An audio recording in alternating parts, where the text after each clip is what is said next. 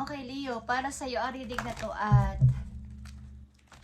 sa mga hindi pa to, kumbaga wala pa kayong nakikilalang tao o paparating pa lang tong tao na to sa buhay nyo o andyan na pero hindi pa totally matagal. Okay, Leo, this is for you. Pag-ibig ninyo guys, na mga Leo. Tingnan muna natin ang inyong pag-ibig. Silipin natin ang inyong pag-ibig today, July 21, 2025. Okay, sa mga Leo, tingnan natin. Ang dalawang message dito para sa inyong pag-ibig. Mukhang kayo ay na-separate sa inyong dating karelasyon at ito ay nakatakdang mangyari. Ang pag-separate o paghihiwalay. Okay?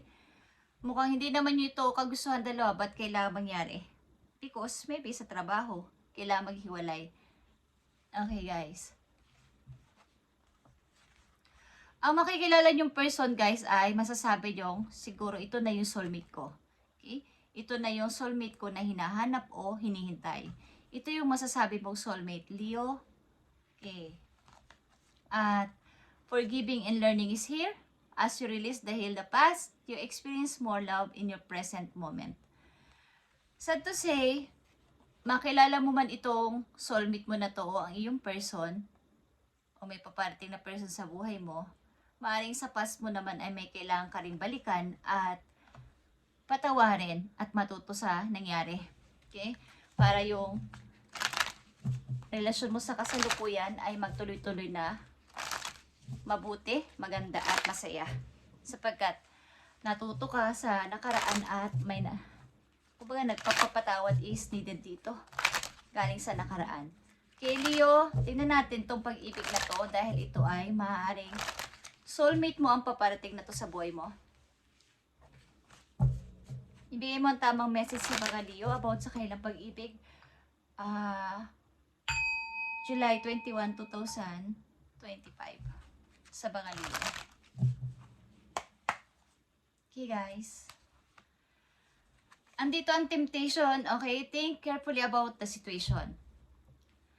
Meron lang kayo ba nga dapat ditong pagtiisan about sa relasyon na to? Kung ito ay makikilala nyo ang person na to, is may mga hindi, kumbaga, mixing emotion. Okay? Hindi naman lahat ng talaga ng relasyon ay perfect o perfecto.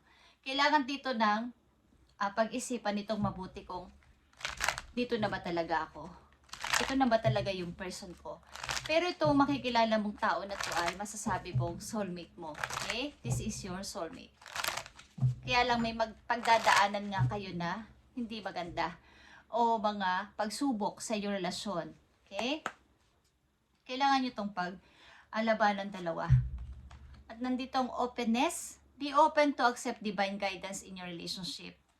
Something na habang kayo nasa relasyon ng tao na to, kailangan ito ay hilingin nyo kay God na maging maayos at hingi kayo ng basbas sa Kanya sa inyong relasyon.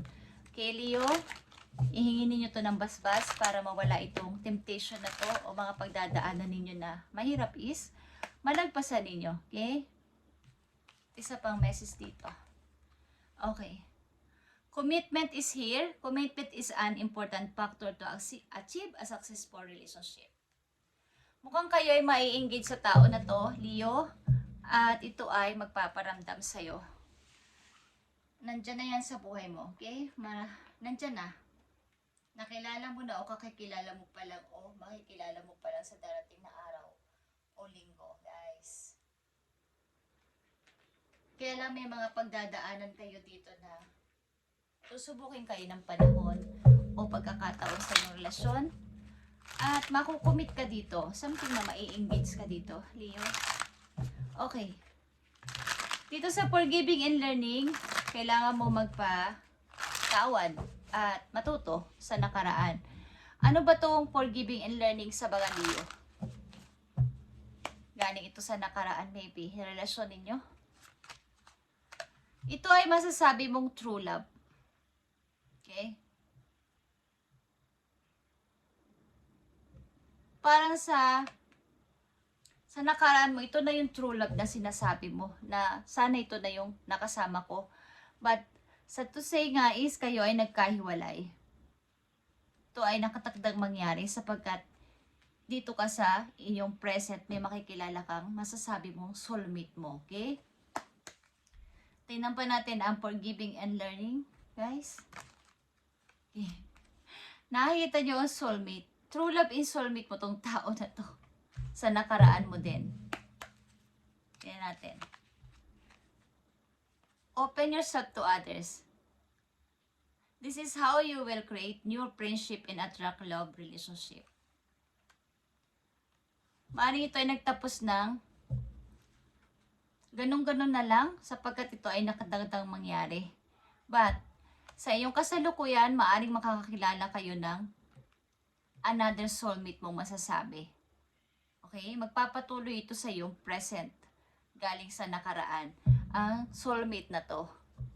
Kung ito man ay naudlot sa nakaraan, is magpapatuloy ito sa inyong kasalukuyan kung makikilala mo na ang tao na to o nakilala mo na. Akala mo nung una ito na yung hindi pa kayo, nakatakda kasi itong maghiwalay at ng person na to. At pinatili mong ikaw ay nagpapatuloy ka sa buhay ng single pa din after nyo maghiwalay ng person na to. Okay? At naghihintay ka sa tamang timing ng pagdating ng masasabi mong talagang tao na ibibigay sa iyo ni God. At ito ay worth waiting for. Pinakinggan ni God ang iyong mga hinihiling na to. Okay? Maaaring ito ay, ang ilan sa inyo, ang itong nakaraan na to ay nagbalik o magbabalik sa buhay ninyo for the second time. Okay, Leo. Tingnan natin to. Kasi ito ay soulmate mo na true love mo pa. Maaaring kailangan mo dito mag-forgive and ma-learn sa nakaraan.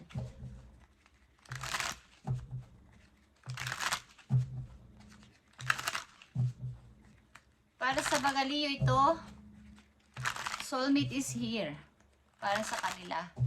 Ano bang masasabi mo dito sa soulmate na mga Leo?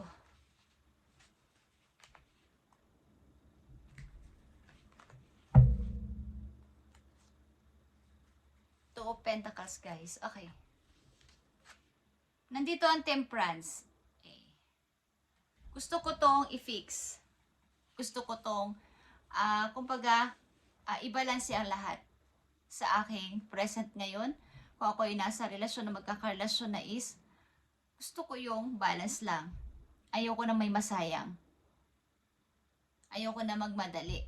Dati kasi, parang may pagka-immature pa, hindi pa, yung foundation ng labay, hindi pa, at talagang matibay. Pero this time, kailangan ko tong pagtiyagaan, ano man ang mangyari. At nandito ang Seven of Pentacles. About din sa inyong career, maaring kayo ay nag-iisip ng para sa future talaga kapag nagkasama kayo ng tao na to. Kaya naman ang inyong kasarian. Maaring may mga ipon kayo about dito kung kayo ay magkakaroon ng mga bagong karelasyon na sa kasalukuyan. Maaring kayo ay bisibisihan o kaya at kapag nag-i-enjoy, maaaring ang tao na nakilala mo sa online, Leo, sa iyong mga pag-online. Nakilala mo tong person na to na yung masasabing soulmate. Okay.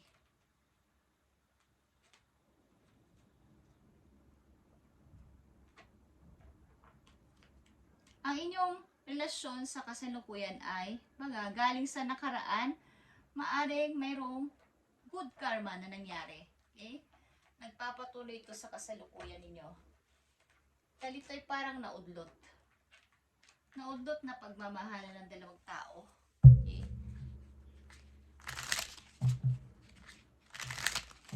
Tingnan natin ang message sa iyo ng iyong nakaraang person. Leo. Nakaraang person na mga Leo, ano ang message sa iyo? Tingnan natin. My love for you is stronger than ever. Okay. Mas lalo pa daw yung pag-ibig niya sa'yo lalo pang lumakas habang tumatagal. Okay? Mahal ka pa rin ng tao ito sa nakaraan, guys. You light up my world. Okay. Ikaw yung nagpaliwanag ng kanyang mundo. Okay? Parang ikaw yung mundo niya. Ikaw yung saya niya. Yan ang gusto niya sabihin sa'yo. Are you thinking about me? Okay, naiisip mo daw ba siya? Leo? Will you help me? Okay. Maring may problema rin to sa kanyang, can you hear me whisper your name? Okay, tinatawag niya ang pangalan mo. Leo, kung naririnig mo raw siya, na tinatawag ka niya. Siguro sa hangin. Bumubulong siya sa hangin, tinatawag niya ang pangalan mo. But, sad to say, hindi na kayo magkasama.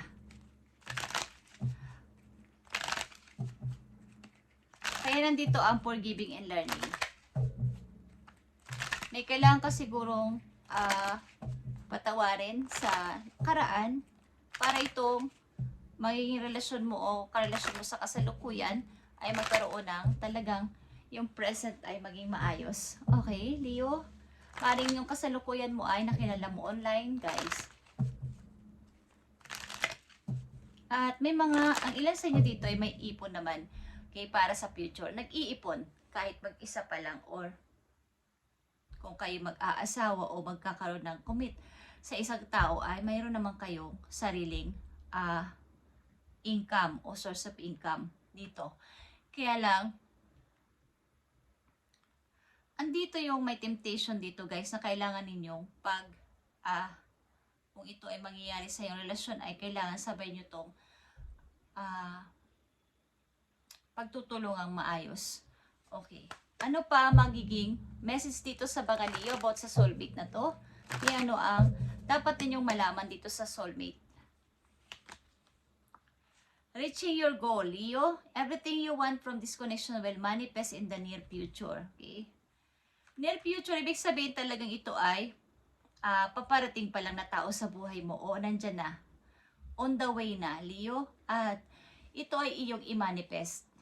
Para ito ay kung gusto mong mapabilis ang pagdating ng taon to sa buhay mo ay i-manifest mo to. Everything you want from this connection will manifest in the near future. Okay.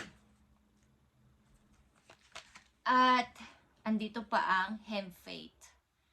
The angels are working behind the scene to make this relationship flourish. Okay. Tutulungan kayo ng inyong mga angel na itong relasyon na to o magiging tao sa buhay mo na to, Leo, ay maging maayos at talagang maganda ang pagsasama ninyong dalawa. At nandito ang law of attraction. You have been manifesting this relationship. Everything you want will soon be yours. Okay. Ito talaga ay paparating pa lang o nasa way na, guys. At ito ay masasabi mong soulmate mo. Okay? Pagkamat ito, nakaraan mo na to ay nasabi mo rin na true love mo o soulmate mo na is ito ay nawala. Okay, ito ay nakatagdang mawala sa'yo. Okay guys, sapagkat ito ay may reason. Okay? Kung bakit siya nawala sa'yo. At ano nga ba ang reason nito kung bakit nagkaroon ng hiwalayan dito? Ano ang reason? At nandito ang forgiving and learning talaga sa inyong dating karelasyon. Ano ba ang naging reason dito? Bakit kayo nagkahiwalay ng person na to? Ano ba talaga ang naging rason o dahilan? Ano ba talaga naging dahilan dito? Bakit nagkahiwalay ang mga Leo at ang kanyang dating person? Pamimili kasi sa opportunity. Between sa'yo at sa opportunity. At nandito din yan. Okay? At siguro ang pinili ng tao na to ay ang pagka-practical. Pagpili sa practical na kaisipan, pinili niya ang opportunity, pinili niya lumayo sapagkat magandang offer, maganda ang, kumbaga, mahal ka rin niya, mahal niya rin ang, parang ito ay opportunity talaga, big opportunity. Ano mga naging dahilan dito? Okay guys, Prince of Coins is here. Talagang, pinili niya ang magtrabaho maybe, or lumayo muna para sa goal niya sa buhay. Kaya nangyari ito sa inyo. At bata pa to. Pagka immature pa na, hindi pa matibay ang foundational love, kaya nangyari to. Pero ito ay masasabi mo ring soulmate mo at true love pa. Kaya lang ay may nangyaring ganito talaga. So, andito yung hindi pa clear o hindi pa parang wala pang closure ang inyong hiwalayan. So, nandito ang forgiving and learning. Okay, guys? At ito na siya, guys. King of Cups is here. Nalulungkot ang person na to at nagsisisi sa nangyari sa inyong relasyon, Leo. Andito na siya bilang isang matured na at nakakaisip na nasayang. Sayang naman si Leo. Okay? Ito ay Scorpio energy at nandito din ang Capricorn. Young energy of Capricorn. Okay.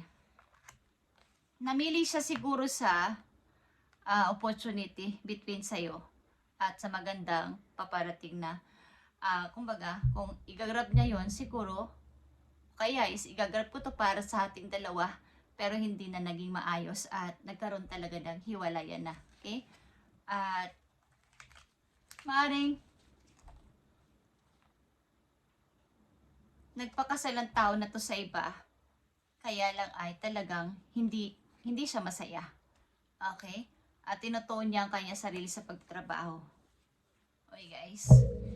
Maring hinahanap-hanap ka pa ng person na to, Leo.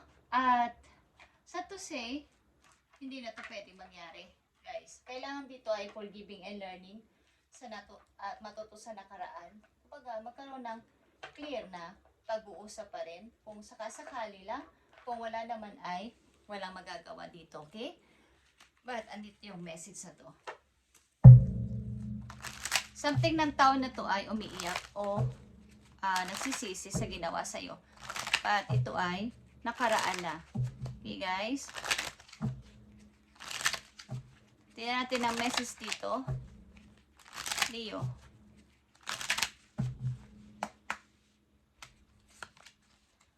Nandito ang looking at pictures. Okay? Titingnan niya mga pictures ninyo. Missing you. Namimiss ka niya. At okay.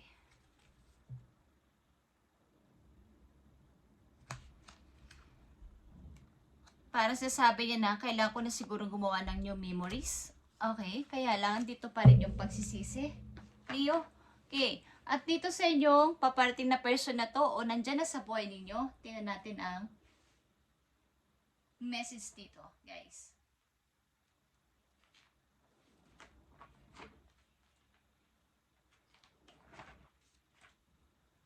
Maaaring ito ay masasabi mo rin na soulmate at ito ay worth waiting for.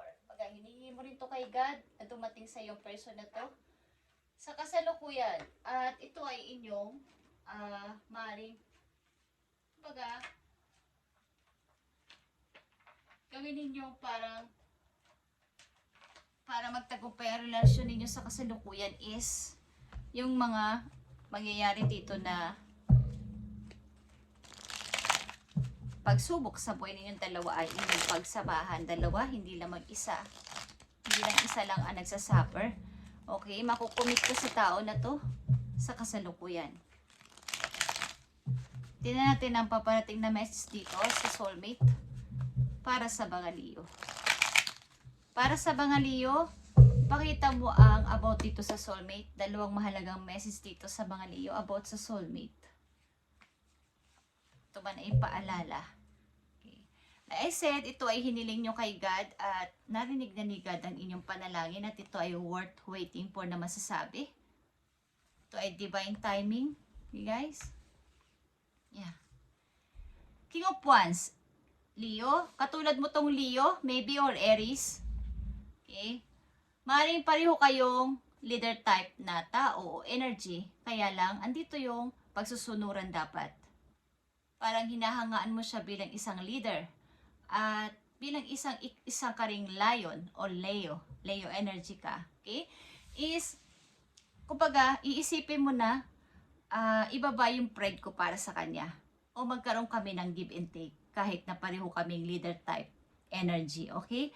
Maring same kayong fire sign ng person na to na makikilala mo. At ito talaga ay bago. Ace of Swords is here. Okay? Ito ay isang bagong pag-ibig, bagong pasimula sa buhay ng mga Leo. At ito ay, kumbaga, malinaw na yung kaisipan mo dito about sa bagay na to, sa bagong tao na to sa buhay mo. At ito talaga ay hiniling mo kay God. Okay, sa dinami-dami ng yung mga pinagpilian o mga dumating na mga tao sa buhay mo is, itong person na to ang ibinigay sa'yo ni God. Okay, ito ay iyong siguro minanifest mo to o pinag-pray mo talaga na dumating sa'yo. Kung masabi mo man na yung dati mong person ay true love and soulmate mo, is itong kasalukuyan mo na to ay soulmate mo rin. Okay guys? Thank you Leo and God bless sa inyo lahat guys. At ito ang inyong mensahe ngayon July 21, 2025 about sa inyong pag-ibig, old and new person. Okay guys, Leo, thank you and God bless sa inyo lahat.